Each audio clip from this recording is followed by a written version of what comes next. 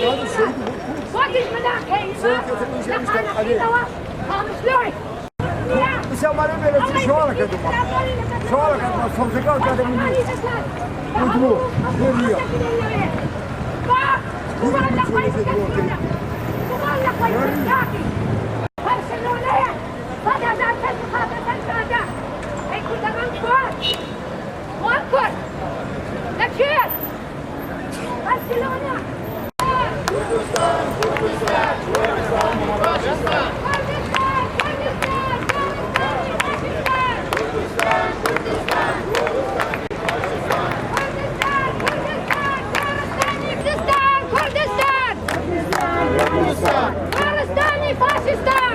Goristani Faşistan. Kurdistan.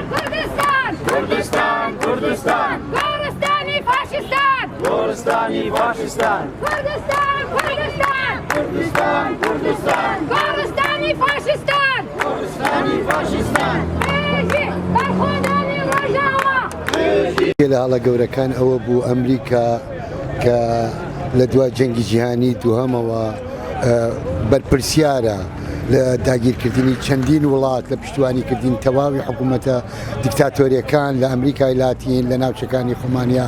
ئەفریقا حکوومەتێکی ئیمپریالیستی تاوانبار چۆن ئەتوانێ پشتیوانی لە داخوازی خەڵکی ستەمدیدە یەک وەک خەڵکی کوردستان بکات نایکات بەرژەوەندی تایبەتی هەبوو لە پێناو دەستگرتن بەسەر ناوچەکە دابشکردنی ناوچەکە نێوان وڵاتە ئیمپریالیستەکان تا ئەم نقطەیە بینی خۆیان ڕێکەوتون نەک بە تەنها ئیدانەکردنی ئەو لەشکرکێشیەی ڕژێمی دیکتاتۆری ئۆردۆگانەکەین بۆ سەر ڕۆژ ئاوای کوردستان کە پارچەیەکە لە دڵی کوردستان ڕۆژ ئاوا و پارچەیەکە لە کوردستانی گەورە بەڵکو ئێمە لێرە پشتیوانی خۆمان دەرەبڕین بۆ سەرجەم شەروانان کە ئێمە بەدڵ و بەگیان لەگەڵیانین و پێویست کات ئێمە لێرەوە بەڕێ دەکەوین بۆ ڕۆژ ئاوا بۆ ئەوەی ئێمە هەمومان کوردین و ئێستا من بەس یەک قسم هەیە بۆ سەرکردایەتەکانی کورد لە هەر چوار پارچەی کوردستان بەسە ئیتر لە یەکترازان یەک بگرن بۆ ڕووبڕەبوونەوەی هەموو دوژمنان نەک بە تەنها ئەتاتورکەکان ئێمە وەکو خانەقینەکان پشتیوانی خۆیان دەڕێن بۆ شەروانانی ڕۆژاوای کوردستان دژ بە داگیرکەرانی تورک و فارس و عەرەب ئێمە تەنها ئەوە پێمان ئەتوانین پێیان بڵێن ئێمە پشتیوانتانین بە هەموو قووەتێک پشتیوانتانین گەر ئێستا بگەڕێمەوە گەرم ئێستا لەوێ بووم بەڵام بەداخەوە پیری و سەدعی و 12 تا 20,000 بەس شەهیدیاندا وەلداعش ئیسا تقریبا 10,000 داعش سجن لەلایەن يعني أيام بمعنى بغير مباشر مجتمع دولي مجال ده عشان يجارتر سهل كانوا يلا هجوم كلمان العراق وهجوم كلمان أربيل هجوم كلمان سليماني أراك كرد أراك خراوة يعني يكاري فرع عيبة أرا مجتمع دولي واصلة كردها وردية كرد للتاريخ هيش تعدى ليك نكردية إبادة كريا جينوسايد كريا كيماوي باران كريا ظلم للي كريا تعريب كريا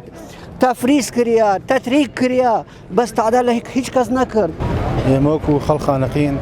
بشجيري خمان دربرين برامبر شرفاني روجاوي كردستان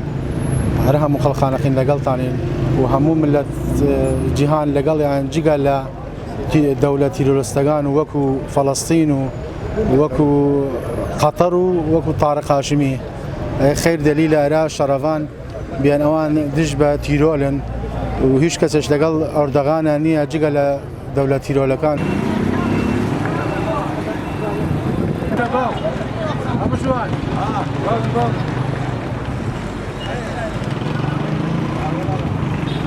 روجاوا تنيانية خانقي بشتيوانية حتى كردك بميني روجاوا هردميني حتى كردك بميني روجاوا هردميني حتى كردك بميني كردستان هردميني حتى كردك بميني كردستان هردميني